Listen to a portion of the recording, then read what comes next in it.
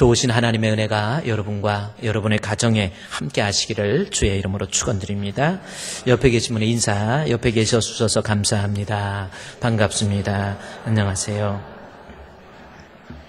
네, 그래요. 항상 밝은 모습으로 상대방에게 기쁨을 주고 용기를 줄 수 있는 우리 성도님들 되기를 바랍니다.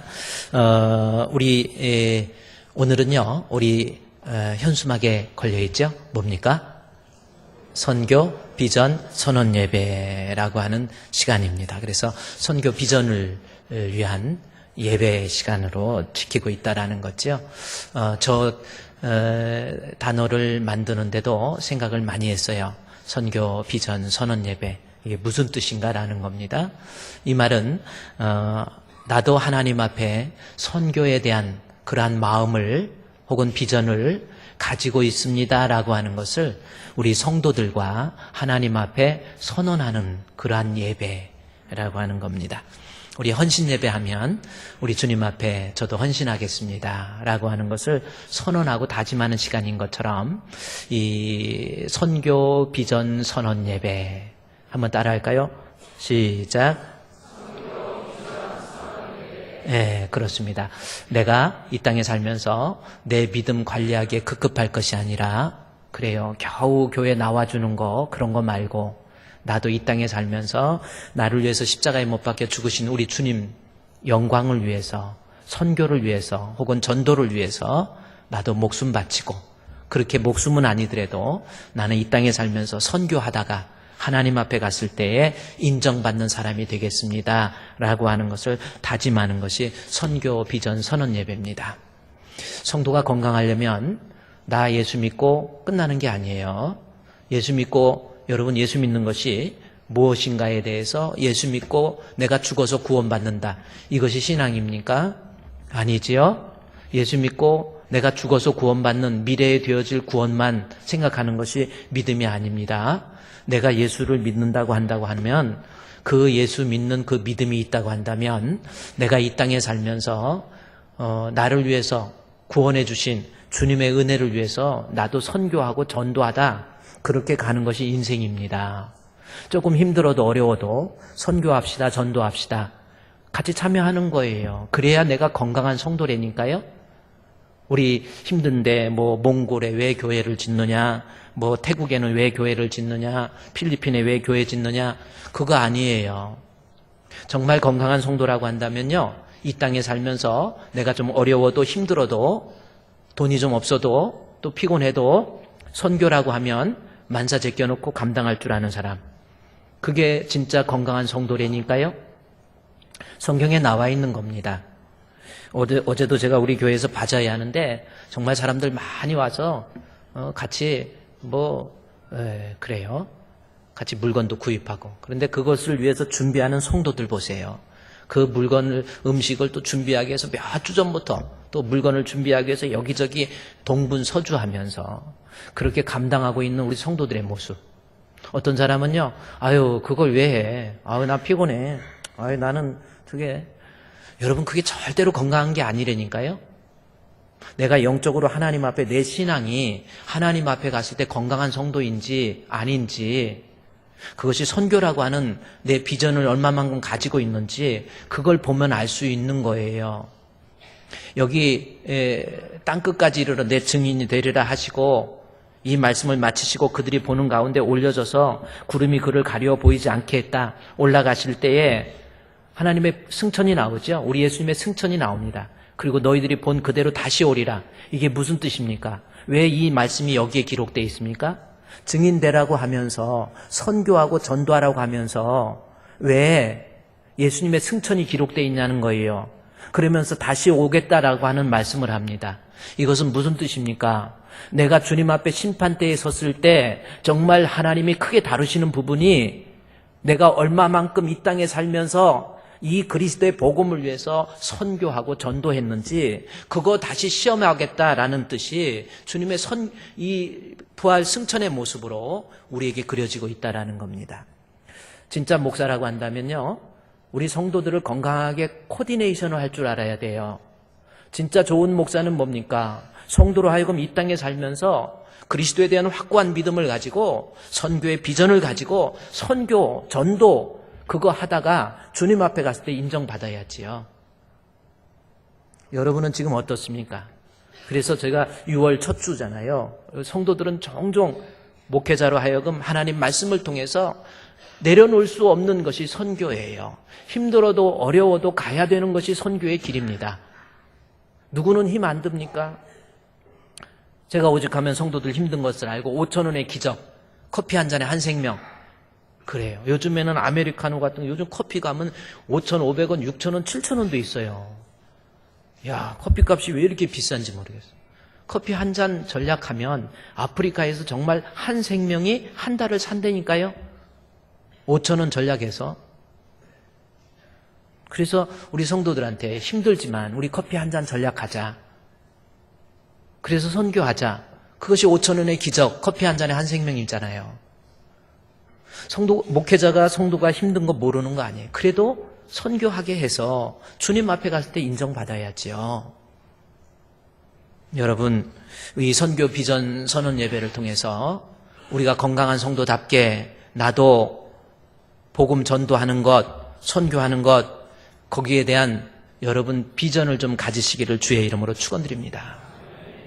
하나님 앞에요, 말씀을 듣고 은혜 받고 내가 주님의 은혜에 감격한다면 내 입술에서 부러지는 찬송, 온 세상 위하여 나 복음 전하리, 만백성 모두 나와서 주 말씀 들으라. 그러잖아요.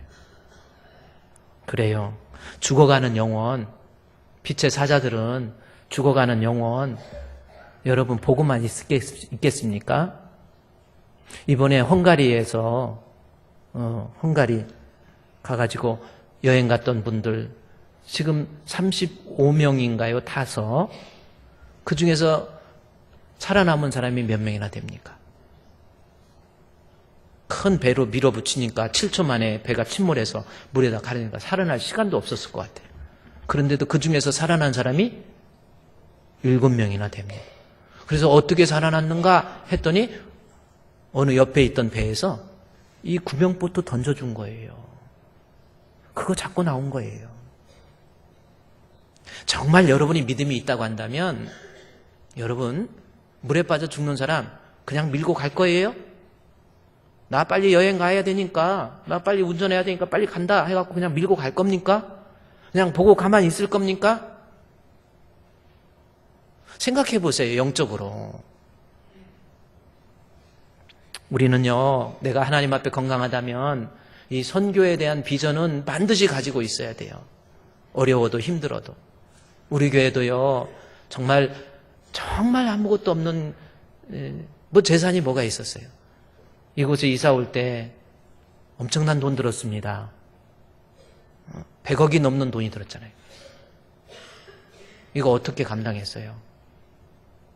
저는요, 제가 볼 때 하나님이 하셨잖아요. 너무 힘들었어요. 생각만 해도 눈물이 나와요. 너무 힘들어요. 그래도 말씀을 준비하면서 제가 느낀 게 뭐냐면 내가 아무리 힘들어도 다 문제 해결되고 난 다음에 다 빚 갚고 난 다음에 선교한다? 전도한다? 안 되는 거예요. 아니, 지금 물에 빠져서 죽어가고 있는데 보트가 있는데 이거 조금 있다가 던져야지? 뭘 언제 던져요? 지금 즉시입니다. 그래서 우리 교회도 힘들지만 제가 여러분에게 정말 성도의 건강을 위해서 우리 선교하자. 우리 하나님 앞에 복음을 전하자. 그래서 자꾸 여러분에게 선교 이야기를 여러분에게 전하는 겁니다. 우리 사랑하는 주분교회 성도 여러분, 한평생 살면서 하나님 앞에 정직하게 사세요. 정직하게 산다는 것이 거짓말 안 하고 그런 거 아닙니다. 하나님 자녀답게 나를 구원해 주신 주님, 우리 주님 부활하시고 승천하시면서 제자들에게 부탁하신 복음 전하라고 하는 이 말씀 그냥 무시하고 넘어가겠습니까? 이 비전 선언 예배를 통해서 선교의 비전을 가지고 꿈을 가지고 내가 어려워도 힘들어도 그리스도의 복음을 위한 거라고 한다면 보이는 사람마다 전도하고 선교하고 그래서 하나님 앞에 인정받는 우리 주품교회 성도 되시기를 주의 이름으로 축원드립니다. 자, 그런데 본문에서 제가 이 선교 비전 선언 예배를 놓고 말씀을 준비하면서 사도행전 1장 8절, 우리가 너무 잘 아는 말씀이잖아요. 거기에 말씀해 보면 1장 8절 말씀 한번 보십시오. 그러면 나는 어떻게 하면 나도 선교의 비전을 가지고 선교할 수 있을까라는 겁니다. 1장 8절에 말씀해 보니까 오직 성령이 너희에게 임하시면 너희가 권능을 받고 예루살렘과 온 유대와 사마리아와 땅끝까지 이르러 내 증인이 되리라 하시니라. 잘 아는 내용이죠? 그러면 오늘 이 말씀을 여러분이 읽고 어떤 내용이 여러분의 머릿속에 들어옵니까? 아, 나도 성령 받아서 막 파워맨이 돼서 능력이 있어서 그러면 나도 선교할 수 있겠구나. 이렇게 생각하는 내용이 있죠? 그래서 성령 받아서 전도하고. 그래서 우리나라 사람들 성령 받고 그러면 막 그냥 와 그러잖아요. 그래서 성령의 능력으로 전도해야지. 꼭 그 말이 틀린 건 아닌데 이 내용을 잘 분석해 보면 그 뜻은 아니에요. 그 뜻만은 아닙니다. 그 뜻도 들어있죠. 성령이 너에게 임하시면 네가 능력 받아서 선교하는 사람, 전도하는 사람이 된다. 그 뜻만은 아니라는 겁니다. 성령을 통해서 네가 전도해야 된다라는 그러한 의미예요. 그런데 제가 오늘 이 내용은 한 주 있다가 내용을 설교하고요. 사도행전 1장 8절을 통해서 여러분에게 눈여겨봐야 될 본문이 하나 내용이 있습니다. 그것은 뭐냐면 예루살렘과 유대와 사마리아와 땅끝까지 이르러 내 증인이 뭐예요? 그 다음에 왜 안 합니까? 되리라. 요 말씀입니다. 그래서 이 본문을 통해서 지금 이 저자가 우리에게 건네주고 싶은 말이 무엇인가라고 하는 것이 이 동사에 나와 있거든. 무슨 행동은 동사에 나와 있잖아요. 뭐 가라, 오라, 뭐 하라 이렇게 동사에 되어 있잖아요. 저 본문에서도 지금 중요한 것은 동사입니다. 내 증인이 되라입니까? 되리라입니까? 되리라지요. 그러면 저 본문은 헬라어에 보면 시제가 미완료 시제로 되어 있습니다. 미래 시제로 되어 있어요. 미래. 그런데 미래라는, 그러니까 영어로 보면 you will be, 그래서 you will be, 미래에, 미래 조동사 will이 들어가 있죠. you will be witness, 증인, 마르투스, 순교자 된다. 된다라는 것. 미래에 이런 사람이 될 수 있다라는 뜻이지요. 되리라라는 것이. 나도 증인, 선교하고 전도하는 사람이 될 수 있다라는 뜻입니다. 그러면 이 말씀의 뜻에는 네가 다음과 같은 조건을 갖추게 되면 너도 선교할 수 있는 사람이 될 수 있다라는 거예요. 나 같은 것도 선교할 수 있는 사람이 되는 거예요. 뭐 특별하게 선교를 위해서 태어난 사람 없어요. 나 같은 사람도 이렇게 하면 너도 증인이 될 수 있다라는 뜻이잖아요. 그러면 여기에서 어떤 사람이 되면 내가 증인이 될 수 있습니까? 한번 여러분이 성경을 보고 어떤 사람이 되면 증인 될 수 있을까? 어떤 사람이 되면 나도 선교에 대해서 게으르고 나태하고 선교하는 일이라고 하면 그냥 이리 빠지고 저리 빠지고 슬그머니 빠져가지고 그리고 목사님이 뭐라고 그러면 실족하고 그 왜 그러냐는 거예요. 이렇게 중요한 선교 전도인데 왜 빠지느냐는 거예요. 왜 선교하는 사람이 안 되느냐는 거죠. 1장 8절을 보면 어떻게 하면 오직 성령이 너에게 임하시면 너도 선교하는 사람이 된다. 우리가 그렇게 이해를 하죠, 이 본문은. 그런데 우리가 이 본문을 내 증인이 되리라 라고 하는 사도행전 1장 8절은 그 시작이 1장 8절만 있는 것이 아니에요. 그 앞에 1장 1절부터 쭉 다음과 같은 조건을 가지게 되면 너도 선교할 수 있는 사람이 된다라는 겁니다. 네가 싫어서 억지로 하는 거 말고, 하기 싫은데 목사님이 하라고 해서 억지로 하는 거 말고, 이런 사람, 이런 조건을 갖추게 되면 너도 선교하는 사람이 된다. 지금 그 뜻이잖아요. 그렇죠?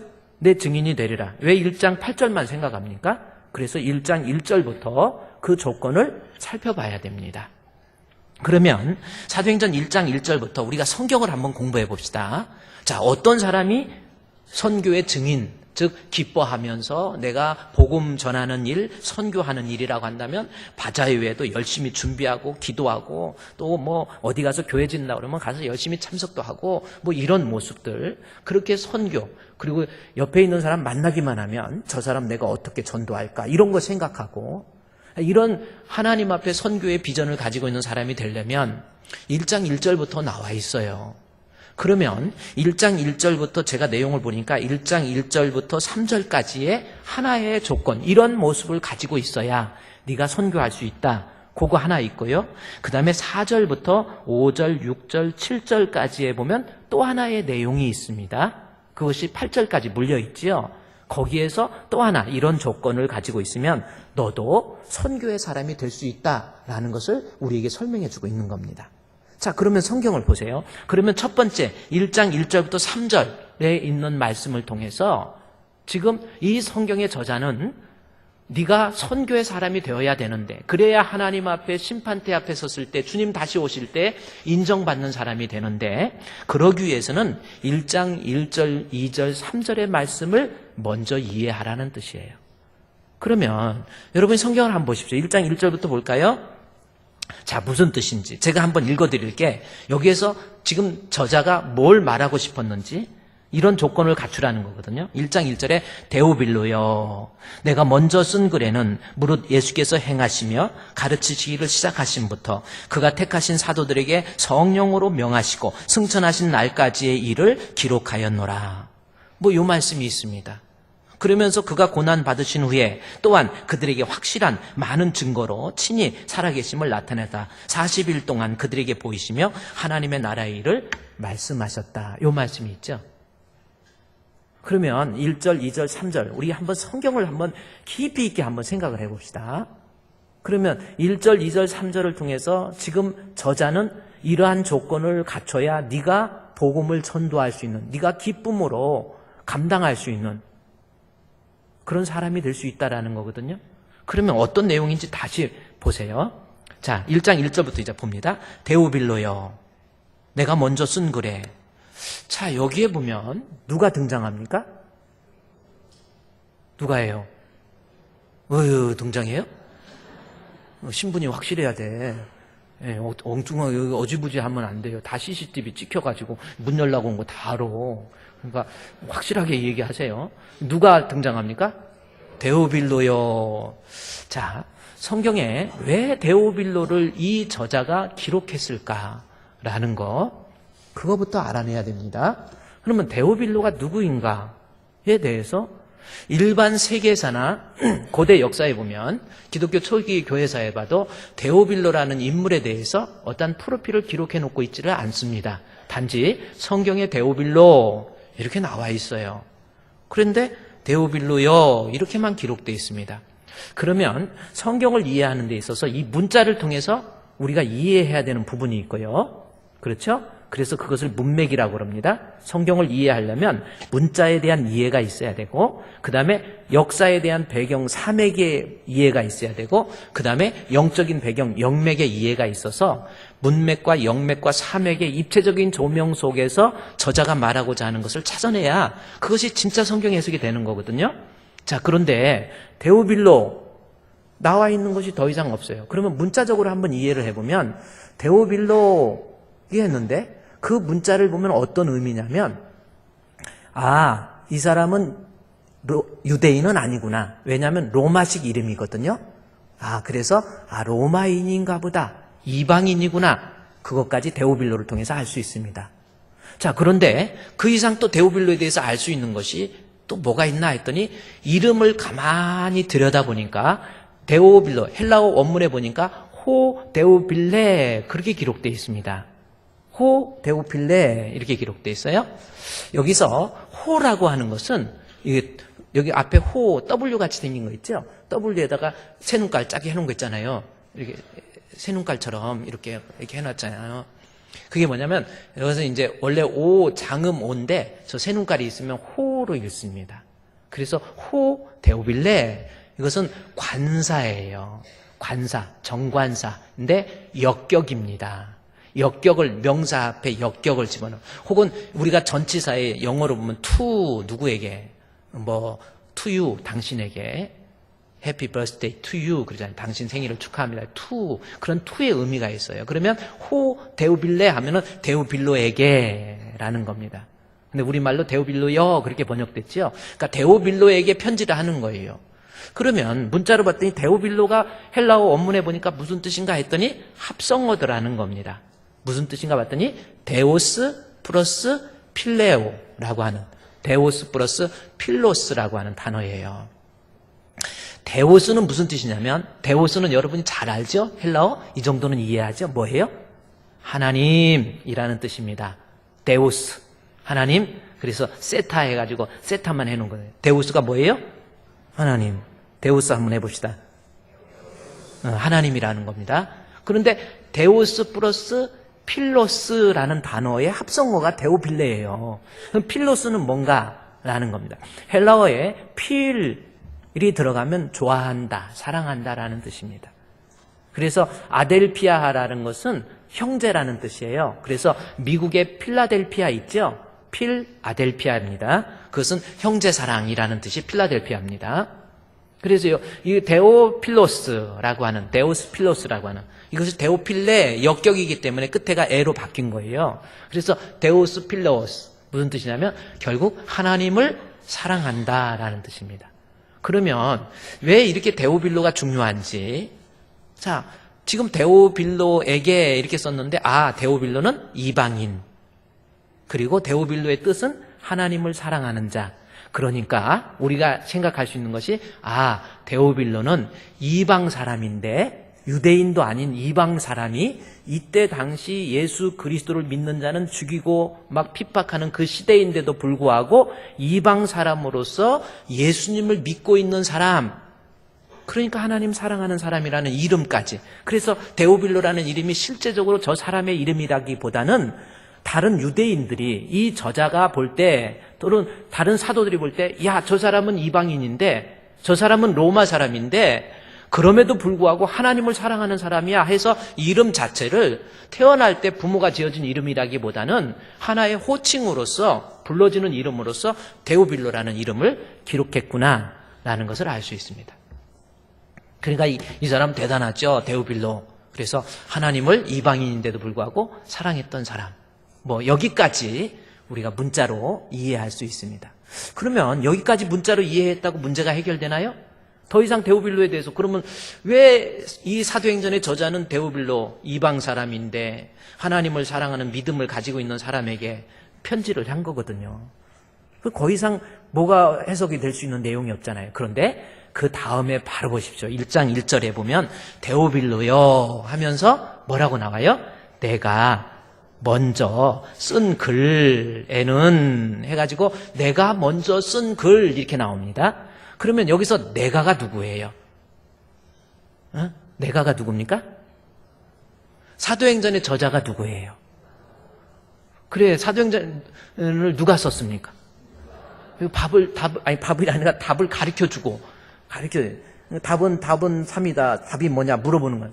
누가가 쓴 거예요, 사도행전을. 그래서 본문에 데오빌로여, 먼저 누가인 자신이 먼저 쓴 글에는 예수께서 행하시며 가르치기를 시작하신부터 예수님에 대한 행적을 다 기록했다 그랬어요. 그러면 데오빌로를 이야기하면서 먼저 쓴 것, 사도행전을 누가가 썼기 때문에 누가가 먼저 쓴 글은 뭡니까? 누가복음이잖아요. 그러면 데오빌로에 대해서 좀 알기 위해서는 누가복음으로 좀 건너가 보면 됩니다. 자, 힘들어도 한번 건너가 봅시다. 자, 누가복음 1장에 가보면 이제 데오빌로에 대해서 조금 누가가 한 이야기가 있다라는 겁니다. 누가복음 1장 1절부터 보면, 자, 1장 1절에 우리 중에 이루어진 사실에 대하여, 자, 누가가 기록하는 거죠. 우리 중에 이루어진 사실에 대해서 처음부터 목격자와 말씀에 일꾼된 자들이 전하여 준 그대로 내력을 저술하려고 붓을 든 사람이 많이 있었다라는 겁니다. 그러니까 우리 예수님의 내력, 우리 예수님의 생애, 우리 예수님께서 하신 일, 우리 예수님의 말씀에 대해서 글을 쓰려고 하는 사람이 많이 있었다라는 거죠. 마태도 있었고 마가도 있었고 요한도 있었고 여러 사도들이 우리 예수님에 대해서 쓰려고 하는 사람이 많이 있었다 그 뜻이잖아요. 그러면서 3절에 그 모든 일을 근원부터 우리 예수님에 대해서 근원부터 예수님의 에센스 본질이 뭔지 근원부터 자세히 미루어 살핀 나도 데오빌로 여기 데오빌로 나오네요. 데오빌로 누구에게? 각하에게 차례대로 써보내는 것이 좋은 줄 알았노니 이는 각하가 알고 있는 바를 더 확실하게 하려 함이니로다. 요 말이 나와요. 여기 먼저 쓴 걸 데오빌로가 나오죠. 근데 데오빌로가 누군가 봤더니 데오빌로 각하 그렇게 썼어요. 자, 그러면 아까 얘기했듯이 데오빌로는 이방인이에요. 로마 사람입니다. 그리고 하나님을 믿는 사람. 그래서 하나님을 사랑하는 사람. 이게 데오빌로입니다. 그런데 데오빌로에 대해서 먼저 쓴 걸 누가복음에서는 데오빌로 그 다음에 뭐가 있어요? 각하. 사도행전 1장에는 각하가 있어요, 없어요? 대충 쪼맞지 말고 사도행전 1장 1절 보세요. 뭐가 있습니까? 사도행전 1장 1절에서는 데오빌로 각하가 있습니까, 없습니까? 데오빌로여만 나와 있죠. 각하가 안 나와 있잖아요. 이것은 지금 사도행전을 기록하고 있는 누가에게 있어서는 아주 중요한 의미라는 겁니다. 누가복음 1장으로 다시 가보면 누가복음 1장에 가보면 데오빌로 각하여 해서 했는데 왜 기록한지에 대해서 3절에 그 모든 일을 근원부터 자세히 미뤄 살핀 나도 데오빌로 각하에게 예식을 갖춰서 정확하게 각하에게 차례대로 써보내는 것이 좋은 줄 알았노니 해서 각하를 호칭해요. 각하는 적어도 총리급 이상입니다. 상당한 고위직의 사람인데 이 사람이 로마인인데도 불구하고 예수를 믿은 거예요. 그래서 그 각하에게 이제 편지를 쓰는 거예요. 그래서 여기서 데오빌로 각하 기록되어 있지만 사실은 데오빌로 한 사람만을 말한 것이 아니라 이방인 중에서 복음을 받아들이고 예수를 믿게 된 사람들에게 편지를 쓰는 것이 누가복음이에요. 자, 이방인인데 예수를 믿는데 편지를 써요. 누가복음이 그겁니다. 근데 왜 썼는지에 대해서 그 다음 절에 나와 있죠. 4절 나와 있잖아요. 이는 각하가 알고 있는 바를 더 어떻게 확실한 그런 신앙을 갖게 하기 위해서. 그러니까 이방인으로서 이 사람은 어떤 사람이냐면 그리스도의 복음을 듣고 예수님을 알고 하나님을 알기는 아는데 아직 초신자 혹은 잠재적 그리스도인이라 어느 학자는 그렇게 표현을 하고 있어요. 아직은 초신자야. 예수를 교회는 다니긴 다니는데 아직은 확실한 믿음이 없는 거야. 데오빌로가. 그래서 이 데오빌로와 같은 그러한 사람들에게 이방인에게 확실한 믿음이 없는 사람에게 그들의 믿음을 4절에 이는 각하가 알고 있는 바 예수님에 대해서 더 확실한 믿음을 갖게 하기 위해서 이 누가복음을 썼다. 바울이 얘기하는 거예요. 그러니까 실제로 누가복음은 어떤 목적이냐면 이방인인데 오늘날 교회는 다니는데 믿음이 확실하지가 않아. 예수님에 대해서도 막연해요. 저게 진짜 믿음이에요. 예수님이 어떤 분이지? 잘 몰라요. 그런데도 믿음은 있는 것 같아. 그런데 이 사람을 교육을 해서 말씀으로 훈련시켜서 말씀을 통해서 예수님이 나의 생명의 주가 되시는구나 라고 하는 확고한 믿음을 가질 수 있도록 만들기 위해서 쓴 책이 바로 누가복음입니다. 자, 그런데 이제는 사도행전 1장으로 또 넘어가 보세요. 사도행전 1장은 그러면 기록한 게 뭔가 봤더니 사도행전 1장 1절에서는 뭐라고 그러는지 보시죠. 아까 믿음이 확실하지 않는 데오빌로를 위해서 편지를 썼다. 그랬는데 사도행전 1장 1절에서는 데오빌로여 하고 반말을 해버리네. 각하가 빠져버렸죠. 그러면 갑자기 이 데오빌로가 실각을 해가지고 그래서 대통령이 뭐 잘못하면 나중에 대통령 이름도 안 부르고 전씨, 문씨 이렇게 씨로 부르잖아요. 이런 것처럼 이 사람이 이렇게 됐나? 이렇게 생각할 수도 있고 아니면 이 성경의 저자 누가가 데오빌로에 대해서 실망해가지고 그냥 이름 불러버린 건가? 이렇게 생각할 수도 있겠죠. 그러나 성경에 개인적 사감을 집어넣을 이유가 없잖아요. 이것은 어떤 개인적 사감이 아니에요.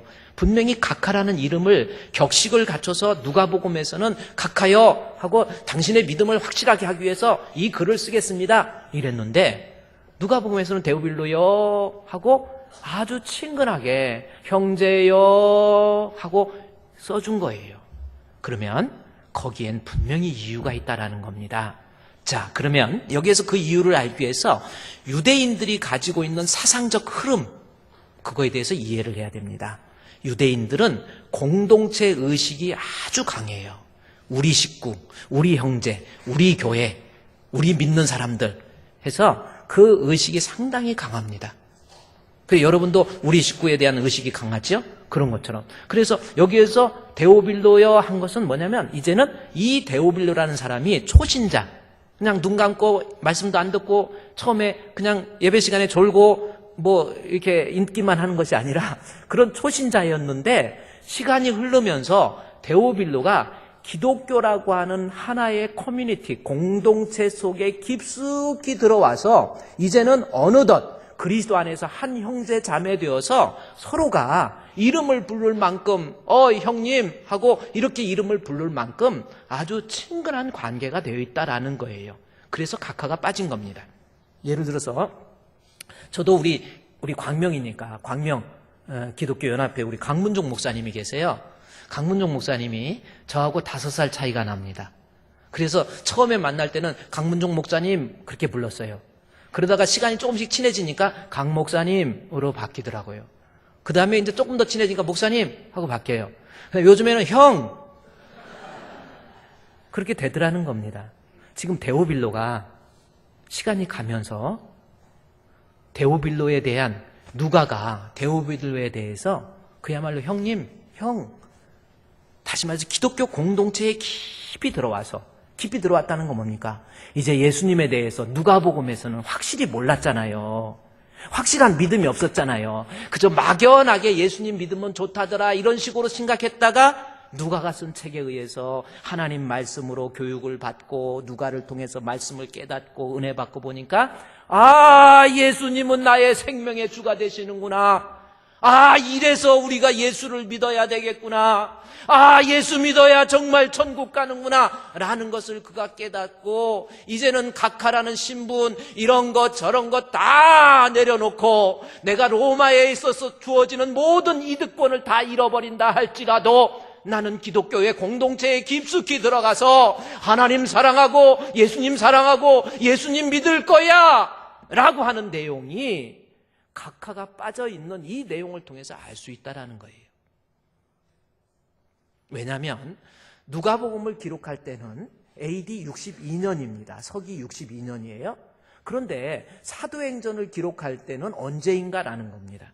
사도행전을 기록한 거에 대해서 어떤 학자들은 AD 70년 이후로 이야기합니다. 아니에요. 세계 역사를 보면 AD 70년에 유대 나라는 로마의 디도 장군에 의해서 멸망을 해요.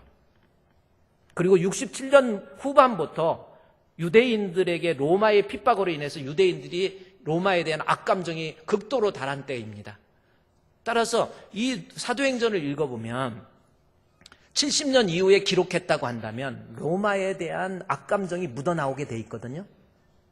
그런데 전혀 그러지 않습니다. 따라서 70년 이전, 로마의 악감정이 생기기 이전에 AD 67년 이전에 기록한 책이 사도행전이에요. 자, 그러면 누가복음은 AD 62년, 사도행전은 AD 67년, 5년의 갭이 있습니다. 다시 말해서 5년 전에 데오빌로는 믿음이 별로 없었어요.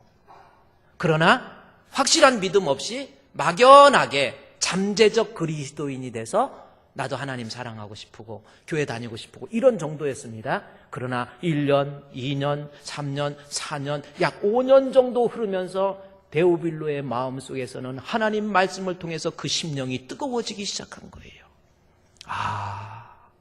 이분이 예수님이시구나. 이분이야말로 생명의 주가 되시는구나.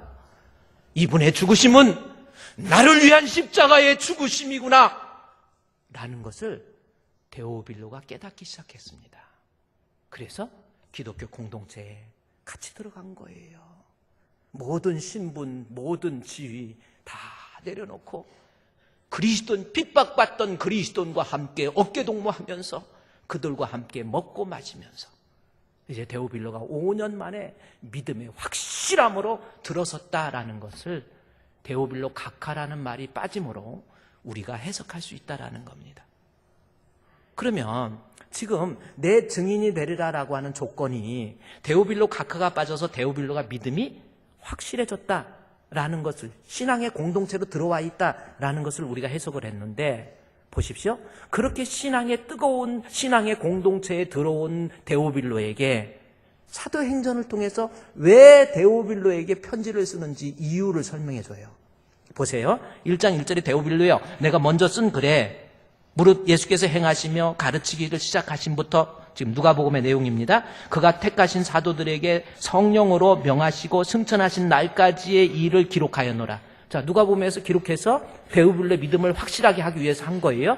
그랬는데 3절에 가보니까 이제 사도행전을 기록한 것이 그가 고난받으신 후에 또한 그들에게 확실한 많은 증거로 친히 살아계심을 나타내사 40일 동안 보여주세요. 40일 동안 그들에게 보이시며 그 다음에 뭐예요? 사도행전의 기록의 내용은 뭐예요? 하나님의 나라의 일을 말씀하시니라. 그 내용을 하나님의 나라의 일, 하나님의 나라 뭡니까? The Kingdom of God예요. 하나님이 다스리고 통치하고 하나님의 경영을 이야기하는 내용이 사도행전이라는 겁니다. 하나님의 경영이 뭡니까? 하나님이 역사를 주관하시고 하나님이 섭리하시며 선교 내가 하는 게 아니에요. 하나님이 디자인하시고 하나님이 주관하시고 하나님이 인도해 주세요. 선교와 전도에 대한 내용을, 성령의 역사를 통해서 이루어진 하나님의 경영의 내용을 설명하는 것이 사도행전이라는 겁니다. 자, 그러면 여기에서 우리가 중요한 1절에서 3절까지 내용을, 이 3절까지 내용을 통해서 알 수 있는 게 뭐예요? 그렇습니다. 우리에게 선교의 비전을 내가 갖고 하나님의 경영의 일을 우리에게 알려주고, 너 선교해야 돼, 너 전도해야 돼, 너 감당할 수 있는, 그 선교 감당할 수 있는 뜨거운 이런 역사가 있어야 돼 라고 하는 하나님의 경영의 일은 아무한테나 말 안 해요. 초신자한테 말 안 합니다. 데오빌로가 믿음이 없을 때 그저 막연하게 교회만 다니고 있는 그때에는 데오빌로에게 하나님의 나라의 경영, 선교에 대해서, 전도에 대해서, 하나님의 비전에 대해서 더 이상 말하지 않아요. 그러나 데오빌로가 시간의 흐름에 따라서 누가에 의해서 말씀으로 훈련받고 이분이 바로 예수님 생명의 주가 되시는구나 라는 것을 깨닫게 되니까 비로소 그에게 하나님은 하나님의 경영, 선교에 대해서 말하고 있잖아요. 이게 무슨 말씀입니까? 여러분, 전쟁에 나가는데 아무것도 안 주고 가서 싸우라고 합니까? 총을 주고 싸우라고 그러잖아요. 우리 선교, 우리 전도 해보세요. 쉬운 겁니까? 바자회에 참석하는 것도 힘들어요. 이런저런 이유 핑계 다 됩니다. 뭐 준비하느냐, 옛날에는 뭐 남전도 일도 열심히 하고 여전도 일도 열심히 했는데 막 이제 이런 것도 싫어져요. 그런 사람에게 하나님은 선교의 비전을 더 이상 말하지 않아요. 초신자에게, 전쟁터에 나가는 사람에게 아무런 준비도 없이 하나님은 전쟁하라 말하지 않는 거예요. 선교, 전쟁입니다. 다시 말해서 내가 믿음이 연약할 때, 아직도 그리스도에 대한 확고한 믿음이 없을 때, 그 신앙이 흔들리고 있을 때, 뭔가 그냥 교회는 다니는데 뜨거운 신앙이 없을 때, 데오빌로 각하와 같은 초신자의 사람에게는 결코 선교할 수 없어요. 결코 전도할 수 없어요. 그 사람에게는 하나님의 경영을, 하나님의 매니지먼트를 더 이상 하나님은 말하지 않습니다. 이것이 데오빌로 각하라고 하는, 하나님의, 여러분 3절에 하나님의 나라의 일 아무한테나 안 알려줘요. 믿음이 충만해서 예수님은 나를 위해서 십자가에 못 박혀 죽으시고 그 믿음으로 말미암아 내가 구원을 얻지라고 하는 확고한 믿음 있는 사람에게 땅끝까지 이르러 내 증인이 될 수 있는 사람이 되도록 하나의 조건으로서 이 본문에 기록해놓고 있다라는 겁니다. 여러분, 아닙니까? 성경을요, 우리가 정말 성경대로 한번 배워봅시다. 여러분, 그거잖아요. 왜 데오빌로라는 이름을 여기다 썼고, 왜 누가복음에서는 각하라고 하더니 왜 갑자기 각하도 빼버리고 그냥 데오빌로여 사랑합니다. 기독교의 공동체에 충분한 믿음을 가지고 그 안에 들어와 있는 거예요. 오늘날 믿음 없는 사람에게 하나님은 절대로 선교할 수 있는 사람으로 만들지 않습니다. 오늘날 연약한 믿음, 그냥 교회만 다니는 믿음, 구원의 확신이 없는 그 사람에게 어떻게 선교의 비전을 주겠습니까? 하나님 말씀을 통해서 예수님이 나의 생명의 주라고 하는 확고한 믿음을 가지면 그 믿음에 감격해서 내가 전도하지 말라고 해도, 선교하지 말라고 해도 선교할 수 있는 거예요. 나를 위해서 대신 죽으신 주님의 은혜의 감격이 선교의 에너자이저, 나를 위한 구주에 대한 확고한 믿음이 내가 선교할 수 있는 힘이 되는 거예요. 이게 없으니까 그저 선교하자고 그러면 짜증내고, 뭐 맞아야 합시다, 모든 사람 같이 하자고 그러는데 아유 이것 떼고 저것 빠지고 빠져요. 와, 부득이하게 이번에 빠진 사람들은 착한 사람들이고 작년에 빠진 분들, 혹시 뭐 작년이야 그 전에 저기 한번, 그 왜 그렇습니까? 한번 생각을 해보세요. 우리가 하나님 앞에 내 자신, 나도 선교 땅끝까지로 내 증인이 뭡니까? 위트니스, 헬라어의 마르투스예요. 순교예요. 그 죽음과 같이 힘든 것이 선교이고 전도인데 하나님이 아무에게나 맡기냐는 거예요. 데오빌로처럼 각하의 체면도 내려놓고 세상의 모든 기득권의 이익도 내려놓고 물질의 욕심도 내려놓고 정말 그 마음의 중심에서 하나님 사랑하는 믿음, 진짜 믿음이 있는 사람에게 하나님은 하나님의 경영, 선교의 비전을 우리에게 말해주고 있다는 겁니다. 믿음이 없으니까 선교에 대해서 전혀 반응이 일어나지를 않는 거예요. 아무런 반응이 안, 선교합시다 그래도 반응이 없는 거예요. unresponsible hearer라고 하잖아요. 어떻게 발음하다 보니까 욕같이 들리는데 욕은 아닙니다. 이게 반응이 없어요. 선교에 대해서.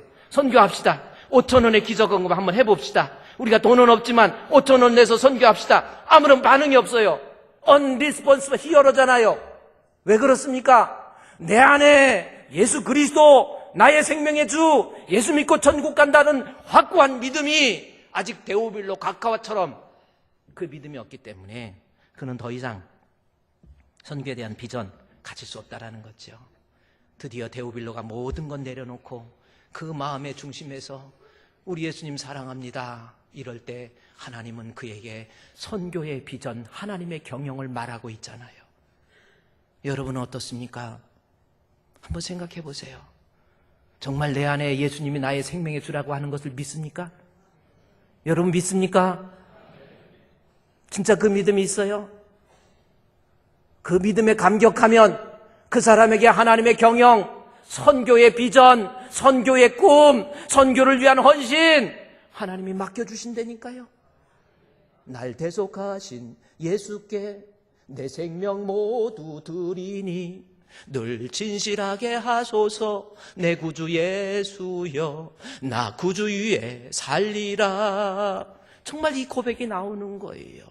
내 안에 믿음이 있으면 죽음이 기다린다 할지라도, 물질적 손해가 있다 할지라도, 내가 육신이 피곤하다 할지라도, 내가 주님이 나를 위해서 부르신다면 주여 전도하고 선교하겠습니다. 그 고백이 나올 수밖에 없다라는 겁니다.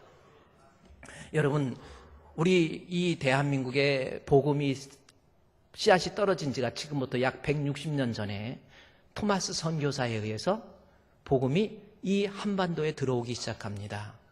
여러분, 토마스 선교사 저분입니다.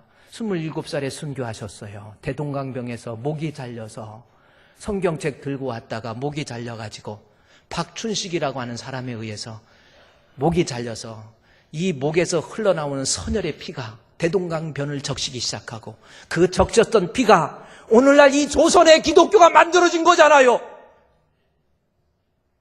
여러분, 저 토마스 선교사가 어떤 사람입니까? 어렸을 때부터 공부 잘해가지고 영재, 천재 뭐 그런 소문이 날 만큼 공부 잘해. 런던 대학 들어가가지고 공부하고 졸업할 때쯤에 하나님 말씀을 읽고 설교를 듣다가 예수님은 나를 위해서 십자가에 못 박혀 죽으셨구나라고 하는 그 뜨거운 신앙의 믿음이 생기니까 그는 나 선교하다 죽으리, 나 선교하다 죽으리. 모든 부와 명예 다 내려놓습니다. 이때 당시에 영국의 런던 대학 나오면 그야말로 귀족 출신이 돼버리는 거예요. 모든 것, 세상의 부귀, 명예, 학식 다 내려놓고 나 선교하겠습니다. 당시 중국 선교 가면 죽습니다. 나 죽어도 선교하겠습니다. 24살에 떠나요. 캐롤라인하고는 여인과 결혼을 합니다. 그 여인과 결혼해서 중국 땅을 밟습니다. 중국 땅을 밟고 6개월 만에 아내가 풍토병에 걸려서 결국은 선교사이기 때문에 핍박 속에서 아무런 치료도 받지 못하고 남편의 눈앞에서 싸늘히 식어가는 시신을 볼 수밖에 없었던 그런 비참한 현실 앞에서 내가 이러려고 선교했나 할 만큼 그 마음속에서 비통함을 느끼면서 나 선교 안 해. 나 그만할 거야. 그래서 그는 산둥반도로 내려가요. 중국의 산둥성으로 갑니다. 산둥성에 가가지고 중국어 언어에 대한 천재적 소질이 있어서 중국어로 통역을 하고 있다가 그때 어떤 한 선교사에 의해서 또 마음의 상처를 받아요. 그래서 나 이제 선교 안 할래. 나 이젠 선교 안 할 거야. 이런 마음을 가지고 있었다가 그가요, 알렉산더 윌리엄스라고 하는 스코틀랜드 선교사입니다. 그 선교사를 통해서 조선이라고 하는 나라에 엄청난 핍박이 있다라는 소식을 듣게 돼요. 엄청난 피바람이 있다라는 소식을 듣게 돼요. 그래서 그 윌리엄스라고 하는 그 스코틀랜드 선교사에서 그 핍박을 듣고 난 다음에 그가 거기에서 다짐을 합니다. 그래, 예수님 나를 위해서 십자가에 못 박혀 죽으셨는데 그 뜨거운 믿음이 그 가슴에 꿈틀이기 시작해요. 나 조선에서 선교하리. 한문으로 번역된 성경책을 가지고 가슴에 품고 제너럴 셔먼으로 홀타고 대동강으로 와요. 물이 빠지기 시작해서 거기에서 배가 화살에 의해서 불타기 시작해요. 많은 사람들이 배에서 뛰어내릴 때 뛰어내리는 사람 다 조선의 병사들이 다 죽이기 시작합니다. 그게 제너럴 셔먼호 사건이에요. 그때 27살의 젊은 토마스 선교사가 붉은 카바로 되어 있던 이 성경책을 가슴에 품고 박중권이라는 그 조선의 병사 앞에서 마지막 죽으면서 예수, 예수, 예수! 박중권이가 목을 뱁니다. 목을 베고 그 대동강변을 붉은 피가 다 적셨어요.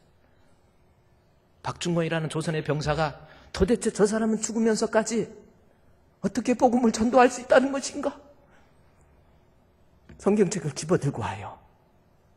집어들고 와서 처음에는 뭐 모르고 그걸로 도배를 합니다. 옛날에는 도배지도 없었잖아요.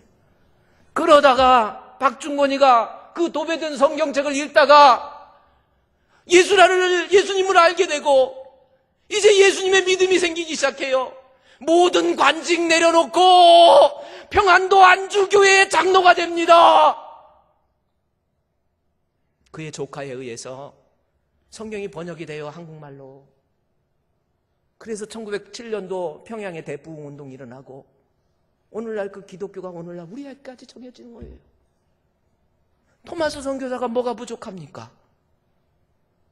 뭐 때문에 아내가 죽고 목을 뱀 당하면서까지 선교할 수 있는 힘이 어디서 나왔습니까? 예수 생명! 정말 예수님 나를 위해서 십자가에 못 박혀 죽으셨다라고 하는 그 믿음! 그것이 토마스 선교사로 하여금 전도하고 선교할 수 있도록 만들어 놓은 거예요. 여러분은 어떻습니까? 땅끝까지 이르러 내 증인이 될 수 있는 방법. 첫 번째, 데오빌로에게 각하가 떨어집니다.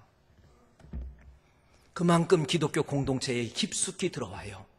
누가를 통해서, 하나님 말씀을 통해서 예수님이 어떤 분이신지, 예수님은 나의 생명의 주가 됐다는 것을 확고하게 배우기 시작하니까 그에게 하나님은 선교의 비전을 가르쳐 주세요. 하나님의 경영을 말하니라. 우리 사랑하는 주봉교회 성도 여러분, 아직도 믿음이 없어서 선교에 대한, 여러분 제가 목회자로서 선교 안 한다고 믿음 없다고 밀어붙이고 그러려고 그러는 게 아니에요. 진짜 예수님이 내 생명의 주라는 것을 내 마음에서 깨닫게 되면 주여, 저도 선교하겠습니다. 전도하겠습니다. 주의 일이라면 목숨 바치겠습니다. 그 고백이 나올 수 있는 거예요. 우리 사랑하는 주품교회 성도 여러분, 우리 하나님 앞에 이 땅에 살면서 말씀으로 훈련 잘 받아서 시간 있을 때마다 만나는 사람마다 복음 전하다가 주님 앞에 갔을 때 다시 오실 주님 앞에 인정받는 알곡이 되시기를 우리 주님의 이름으로 축원드립니다. 이 시간 기도하겠습니다. 여러분, 내게도 데오빌로 각하 떨어진 것처럼 내게도 하나님이여 믿음 더하여 주시고 강하게 해주시고 뜨겁게 해주셔서 나도 이 세상 살면서 선교하고 전도하다 가겠습니다. 우리 다 같이 하나님 앞에 기도하겠습니다.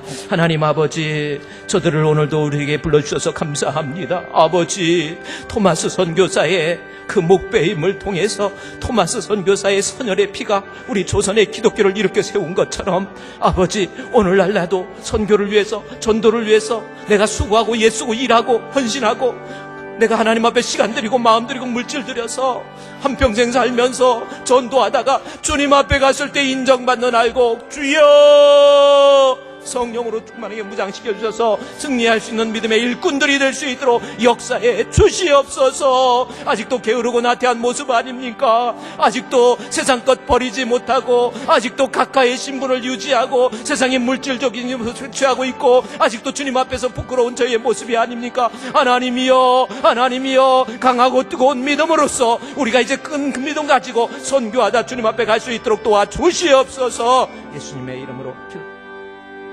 하나님, 데오빌로처럼 시간의 흐름에 따라서 말씀으로 훈련받고 믿음으로 충만해서 우리 목숨이 다할 때까지 선교하고 전도하다 갈 수 있는 우리 주품교회 성도들 되게 해 주시옵소서. 예수님의 이름으로 기도드리옵나이다. 아멘.